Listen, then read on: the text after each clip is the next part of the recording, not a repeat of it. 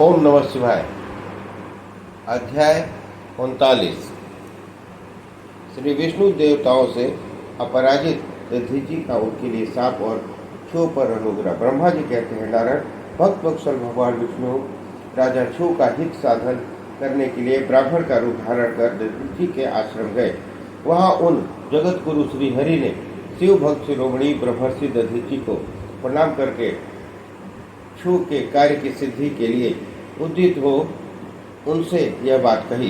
श्री विष्णु बोले, भगवान विष्णु की आराधना में तत्पर रहने वाले अविनाशी ब्रह्मर्षि दधीचि, मैं तुमसे एक वर मांगता हूँ, उसे मुझे दे दो। क्षु के कार्य की सिद्धि चाहने वाले देवाधिदेव श्री हरि के इस प्रकार याचना करने पर शैव शिरोमणि दधीचि ने शीघ्र ही भगवान शिव से इस प्रकार कहा। दधीचि बोले, ब्राह्मण, आप क्या चाहते हैं यह मुझे ज्ञात हो गया है। आप क्षु का काम बनाने के लिए साक्षात भगवान श्री हरि हैं। ये ब्राह्मण का रूप धारण करके यहाँ आए हैं, इसमें संदेह नहीं है। आप पूरे माया हैं, किंतु देवेश जनार्दन, मुझे भगवान रुद्र की कृपा से भूत भविष्य और वर्तमान तीनों कालों का ज्ञान सदा ही बना रहता है। सुव्रत, मैं आपको जानता हूँ, आप पापहारी श्री हरि एवं विष्णु हैं। यह ब्राह्मण का वेश छोड़िए। दुष्ट बुद्धि वाले राजा क्षु ने आपकी आराधना की है, इसलिए आप पधारे हैं। भगवान हरे, आप भक्त वत्सलता को भी, मैं आपके भक्त वत्सलता को भी जानता हूँ। यह छल छोड़िए, अपने रूप को ग्रहण कीजिए और भगवान शंकर के स्मरण में मन लगाइए। मैं भगवान शंकर की आराधना में लगा रहता हूँ। ऐसी दशा में भी यदि मुझसे किसी को भय हो तो आप उसे यत्नपूर्वक सत्य की शपथ के साथ कहिए। मेरा मन शिव के स्मरण में ही लगा रहता है, मैं कभी झूठ नहीं बोलता। इस संसार में किसी देवता या दैत्य से भी मुझे भय नहीं होता। श्री विष्णु बोले, उत्तम व्रत का पालन करने वाले दधीचि, तुम्हारा भय सर्वथा नष्ट ही है, क्योंकि तुम शिव की आराधना में तत्पर रहते हो, इसलिए सर्वज्ञ हो। परंतु मेरे कहने पर तुम एक बार अपने प्रतिद्वंदी राजा क्षु से जाकर कह दो कि राजेंद्र, मैं तुमसे डरता हूँ। भगवान विष्णु का यह वचन सुनकर भी शैव शिरोमणि महामुनि दधीचि निर्भय ही रहे और हंसकर बोले। दधीचि ने कहा, मैं देवाधिदेव पिनाक पाणी भगवान शंभु के प्रसाद से कभी किसी से और किंच मात्र भी नहीं डरता, सदा ही निर्भय रहता हूँ। इस पर श्री हरि ने मुनि को दबाने की चेष्टा की। देवताओं ने भी उनका साथ दिया, किंतु सबके सभी अस्त्र कुंठित हो गए।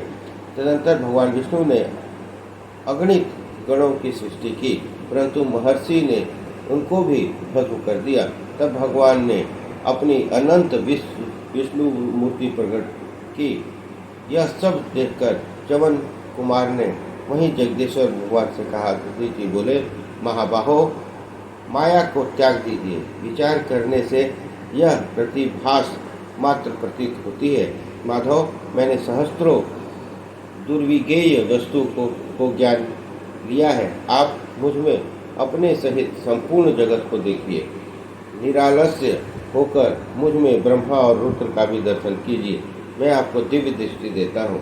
ऐसा कहकर भगवान शिव के तेज से पूर्ण शरीर वाले च्यवन कुमार दधीचि मुनि ने अपने देह में से समस्त ब्रह्मांड का दर्शन कराया। तब भगवान विष्णु ने उन पर पुनः क्रोध करना चाहा। इतने में ही मेरे साथ राजा क्षु वहाँ आ पहुँचे। मैंने निश्चेष्ट खड़े हुए भगवान पद्मनाभ को तथा देवताओं को भी क्रोध करने से रोका। मेरी बात सुनकर उन लोगों ने ब्राह्मण दधीचि को परास्त नहीं किया। श्री हरि उनके पास गए और उन्होंने मुनि को प्रणाम किया। तदंतर क्षु अत्यंत दीन हो उन मुनीश्वर दधीचि के निकट गए और उन्हें प्रणाम करके प्रार्थना करने लगे। क्षु बोले, मुनि श्रेष्ठ, शिव भक्त शिरोमणि, मुझ पर प्रसन्न होइए। परमेश्वर, आप दुर्जनों की दृष्टि से दूर रहने वाले हैं, मुझ पर कृपा कीजिए। ब्राह्मण कहते हैं, नारद, राजा क्षु की यह बात सुनकर तपस्या की निधि ब्राह्मण दधीचि ने उन पर अनुग्रह किया। तत्पश्चात श्री विष्णु आदि को देखकर वे मुनि क्रोध से व्याकुल हो गए और मन ही मन शिव का स्मरण करके विष्णु का देवताओं को शाप देने लगे। दधीचि ने कहा, देवराज, इंद्र सहित देवताओं और मुनि सुनो, तुम लोग रुद्र की क्रोधाग्नि से श्री विष्णु और गणों सहित पराजित और ध्वस्त हो जाओ। देवताओं को इस तरह शाप दे, क्षु की और छुकी की ओर देखकर देवताओं और राजाओं के पूजनीय द्विजश्रेष्ठ दधीचि ने कहा, राजेंद्र, ब्राह्मण के ही बलि और प्रभावशाली होते हैं। ऐसा स्पष्ट रूप से कहकर ब्राह्मण दधीचि अपने आश्रम में प्रविष्ट हो गए। फिर दधीचि को नमस्कार मात्र करके ध्रुव अपने घर चले गए। तत्पश्चात भगवान विष्णु देवताओं के साथ जैसे आए थे उसी तरह अपने वैकुंठ लोक को चले गए। इस प्रकार वह स्थान स्थानेश्वर नामक तीर्थ के रूप में प्रसिद्ध हुआ। स्थानेश्वर की यात्रा करके मनुष्य शिव का सायुज्य प्राप्त कर लेता है। तात, मैंने तुम्हें संक्षेप से छुओ और दधीचि के विवाद की कथा सुनाई और भगवान शंकर को छोड़कर केवल ब्रह्मा और विष्णु ही जो शाप प्राप्त हुआ उसका भी वर्णन किया।